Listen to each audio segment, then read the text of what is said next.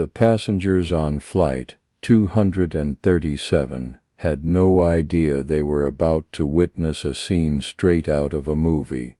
A wealthy CEO sneered at the tired-looking single dad boarding with his little boy, mocking his worn-out clothes and second-hand backpack. Laughter from the privileged echoed in the cabin, making the father shrink in his seat. But just as the humiliation seemed unbearable, the plane jolted. The captain's urgent voice thundered over the intercom.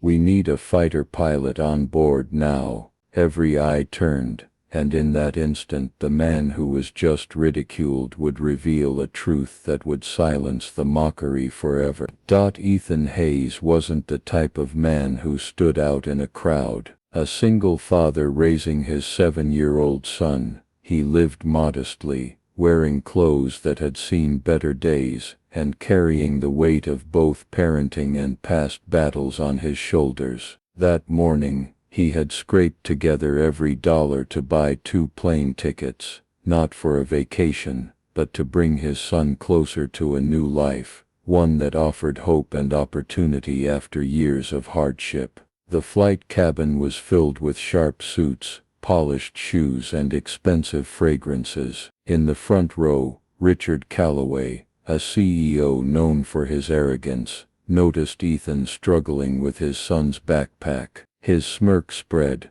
and he made sure others around him saw it. Whispering just loud enough to be heard, Richard mocked the man, making sly comments about people who don't belong in first class. A few passengers chuckled, eager to please the wealthy businessman, while others looked away uncomfortably. Ethan didn't respond. He lowered his eyes, focused on settling his son, who clutched his toy jet with wide-eyed excitement. For Ethan, the flight wasn't about luxury, it was about giving his child something better than the shadows he had grown up in. He had endured harsher things than insults, but his silence made him an easy target. The cabin lights dimmed as the engines roared to life. Passengers scrolled through phones, ordered champagne, or prepared to nap, unaware that within hours, their lives would depend not on the CEO in his tailored suit,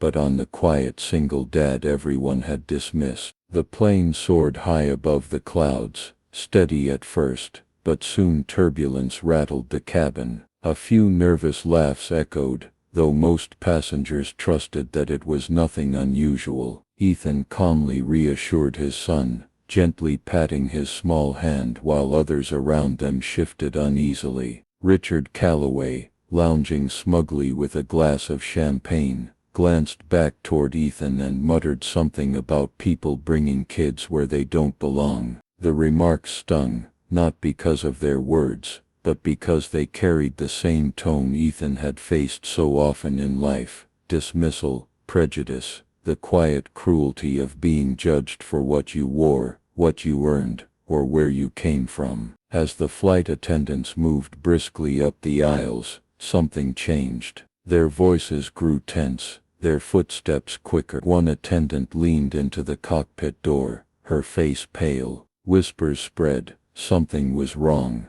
The captain's voice crackled over the intercom, low but trembling. "Ladies and gentlemen, we are experiencing a critical systems issue. Please remain calm." But calm was impossible. Panic rippled through the cabin. Passengers clutched armrests, mothers held children tighter, and the CEO barked at the attendants, demanding answers. Ethan's son, sensing the fear around him, pressed against his father, his toy jet falling to the floor. Ethan bent to pick it up, his mind already racing, not with fear, but with calculation, instinct and memories he hadn't spoken of in years. Then the words that silenced the entire plane came through the intercom. "If there is anyone on board with experience flying or combat aviation, please identify yourself immediately." The request hung in the air like a thunderclap.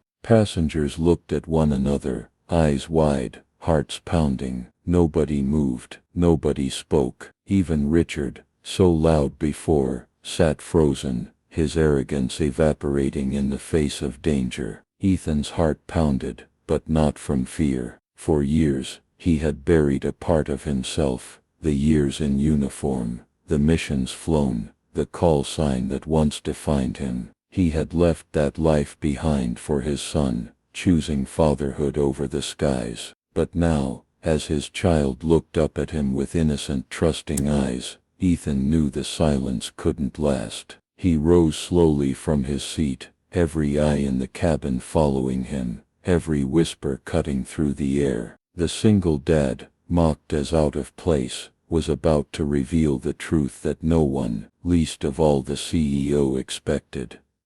The aisle seemed impossibly long as Ethan stepped forward. Passengers' whispers followed him like a wave. Was he serious? Could this quiet single dad really help? Richard scoffed, his voice cracking in false bravado. You're going to fly this plane. Don't make us laugh. But no one was laughing. The fear in the air was too thick. The flight attendant, trembling, led Ethan to the cockpit. As he crossed the threshold, the chaos of alarms and flashing lights filled the small space. The captain's face was ashen, sweat dripping as he fought unresponsive controls. Ethan's hands itched with memory. This was no stranger's world. It was his. Years in the Air Force came flooding back. Night flights over hostile terrain, evasive maneuvers under fire, the weight of lives depending on his decisions. "I've flown F-16s," he said firmly, his voice cutting through the panic.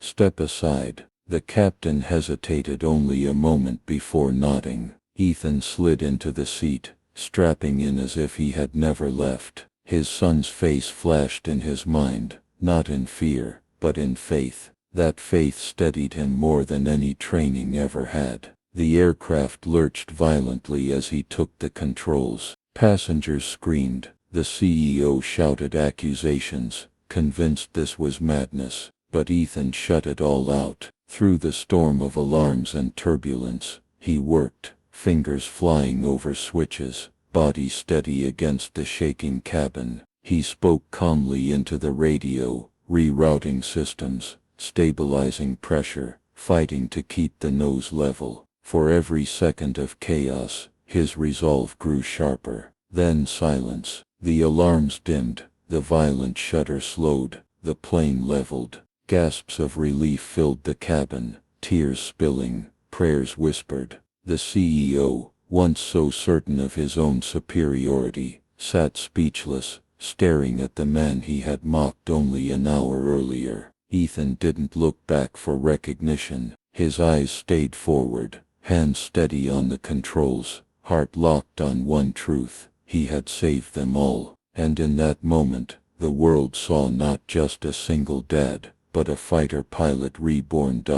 When the wheels finally touched the runway, the cabin erupted in applause. Some passengers cried openly, others clasped strangers' hands in gratitude, and the flight attendants, who had spent the entire ordeal trembling, now bowed their heads in quiet relief. Ethan unbuckled slowly, his body aching from the intensity, but his expression calm, almost humble. He wasn't basking in the attention. For him it wasn't about being a hero, it was about doing what had to be done. His son darted down the aisle, small arms wrapping tightly around his waist. "Daddy, you did it," the boy whispered, voice muffled in his shirt. Ethan held him close, a silent vow in his heart that he would always protect this child, whether in the skies or on the ground. But then all eyes turned to Richard, the CEO who had spent the flight sneering,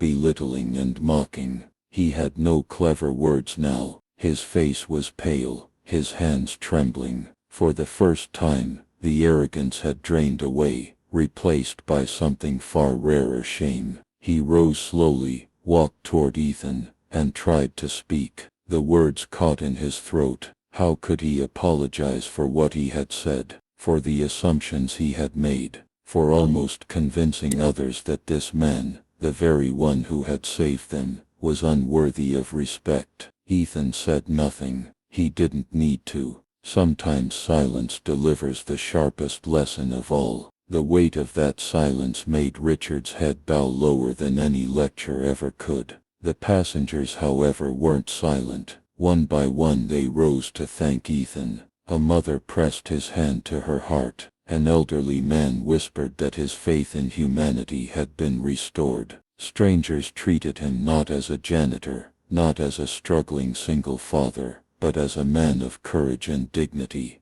And yet, Ethan still didn't boast. As he led his son off the plane, he simply smiled, whispering, "We go forward." That day wasn't remembered for the turbulence, the fear, or even the near disaster. It was remembered for a moment when prejudice collided with truth, when a man judged for what he looked like, and where he stood in life proved to be greater than anyone imagined. It was remembered because a single dad reminded the world that respect should never be measured in wealth, titles, or appearances. The lesson is clear. How many heroes do we overlook every day, because of our own blind assumptions? How many lives could be changed if we chose compassion over judgment? Next time you look at a stranger, ask yourself, what story might they be carrying, hidden behind your prejudice? Because one day, it may be their courage that saves you.